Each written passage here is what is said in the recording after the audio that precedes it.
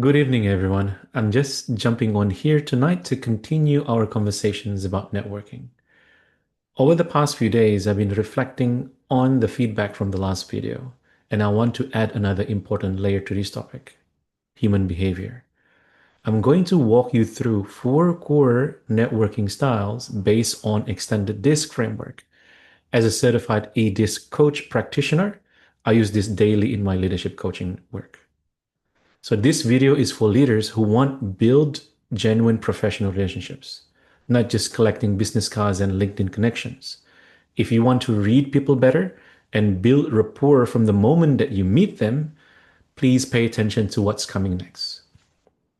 Here is the biggest networking mistake I see business owners and leaders make. They approach every conversations same way. Same opening line, same energy level, same small talk approach. And then they wonder why some conversations flow effortlessly while others feel forced or fall completely flat. Here's what's missing. People are wired differently, especially in professional environment. We all have natural behavior patterns that shape how we connect, how we communicate, and how we make decisions. So let's deep dive into the solution. How can we build rapport on the get-go through eDISC framework?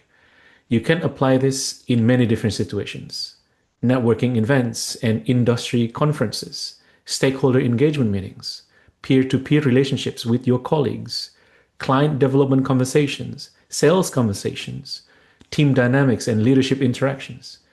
Basically, any professional interactions where you need to build trust and influence, which you're already having daily. Let's go to the first one. The first one is called the dominant style, or the D energy. They are the results-driven networker. How can you recognize them? This person is direct, decisive, and laser focused on outcomes. The moment that you start engaging with them and talking to them, they are mentally assessing themselves. Can this person help me achieve to my goals faster? Are they worth my time investment?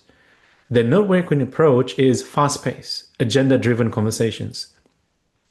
They cut through the small talk quickly, focus on mutual value and win-win opportunities. They may seem abrupt, but they just efficiency focus. So how to connect with the dominant networkers? Get straight to the point, respect their time, focus on impact and the results.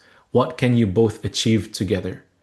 Present clear value propositions, not vague possibilities. Skip the weather talk. They want substance in the conversations. And when you follow up, be concise, point to point, and action oriented. What turns them off? The rambling of the stories about getting lost in the details, or talking too much about yourself without showing clear relevance to their objective. Their communication style is typically fast-paced in terms of the tonality, in terms of the pace. They also have less warmth. But don't take this personally. They basically are wired to prioritize outcomes in every single conversations and interactions. Let's move on to number two, which is the influence style. It's the relationships first networker. How to recognize them? They are your social connectors. They are outgoing, enthusiastic, energetic. You can tell from the body language and their tone of voice and their pace. They're not immediately thinking about the deals or transactions. Instead, they're wondering, do I genuinely like this person? Can we build something meaningful together? Their networking approach, they are quite warm, they're engaging and naturally collaborative. They love sharing stories and finding mutual connections. Focus on the person behind the business cards. They also like to create positive, memorable experience. So how can you connect with the influence networkers? Build rapport first and then business second. Share relevant stories and experiences. Find common ground. Do you have any mutual contacts? Shared interest, similar backgrounds. Keep the energy positive, light, and engaging. Use social proof. Mention how others have benefit from knowing you. And what turns them off? If you're being too serious too quickly, they can turn them off. If you overwhelm them with technical details, that also can turn them off, right? Pushing them for immediate business results. Just like dominant style, they are fast paced, but you feel genuine warmth in the communications. They are naturally people focused and relationships oriented. Let's move the third style, which is the steady style or the S energy. They are the trust building networker. How can you recognize them?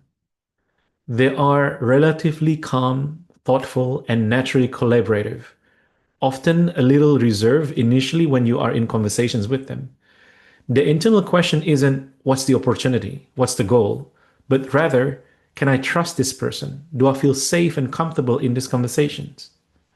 Their networking approach is methodical, relationships building over time, and they prefer deeper one on one conversations.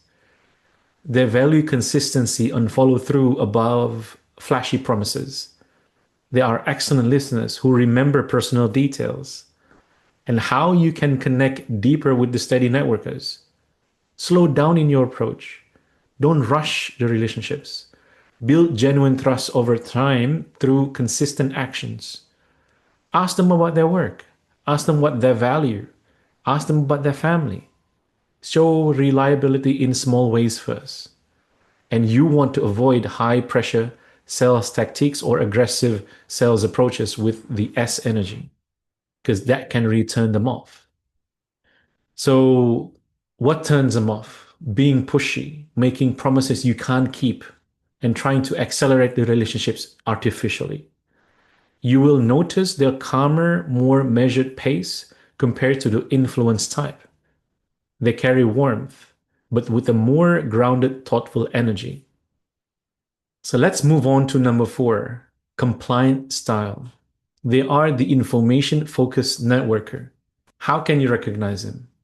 They are your analytical, detail-oriented professionals. They are quietly evaluating inside their mind, does this person know what they're talking about? Is their information credible and accurate? Their networking approach is thoughtful. They have those kind of research-based conversation. They appreciate depth over the wide breadth of conversation. They value expertise and proven track records. They take time to process before making any decisions, before even saying a word, right? How can you connect better and deeper with the compliant networkers? Come prepared with facts. Come prepared with clear information and relevant details. Be ready to answer specific probing questions. Demonstrate your expertise through knowledge, not just claims, and give them time to evaluate without pressure. Provide references, case studies, and concrete examples. What turned them off? Vague promises, abstract promises, casual approaches. If you are being too casual, they are likely to walk away. Or pressure them to make quick decisions without proper evaluations of time. Similar to the steady types, they are also more introverted and are measured. Much of their thinking happens internally before they speak, so give them space to process. So here's what separates impactful networkers from everyone else. It's not just about having the perfect elevator pitch. It's about calibrating your energy to the person in front of you, their communication pace, their energy level, their body language, and connect to what genuinely matters to them. The key is mirroring and matching their body language and posture, speaking pace and tone, energy levels, and engagement style. So, for example, I'll give you my personal approach. I typically enter conversations at about 5 out of the 10 energy level. And from there, from in the middle, I observe and adapt based on the person I'm engaging with. I don't completely transform my personality because that would be inauthentic and not true to my own personal style. Instead, I adjust close enough to their natural style while staying true to my own energy. This creates comfort without exhaustion. So, for example, if I enter mine at 5 and they're at 9 in terms of pace and body language and everything else, then I just go to 7. If they are at 3, then I'll just go to a 4. Because I don't want to overextend myself. I don't want to get out of the networking event feeling exhausted. So, what I would like to invite you is to remember this leadership principle. Take ownership of our communication. It's our responsibility to create the condition where genuine connections can happen. This isn't about manipulation. It's about meeting people where they are so both parties can benefit from the relationships and the conversation. So, a quick check in for you. Which networking style resonates most with your natural approach? And more importantly, which style do you find most challenging to connect with? Please drop a comment below and let me know. I'd love to hear your experiences and might feature some responses in future content. This is just the beginning of understanding human behavior in professional settings. If you want to dive deeper into how we show up as leaders, whether that's in team dynamics, stakeholder management, or building high performance cultures, head over to my YouTube channel and subscribe. I've got more comprehensive content in the pipeline that will help you lead with more presence and purpose. Remember, the strongest professional relationships are built on understanding and trust, not assumption. Until next time, Assalamu alaikum wa rahmatullahi wa barakatuh.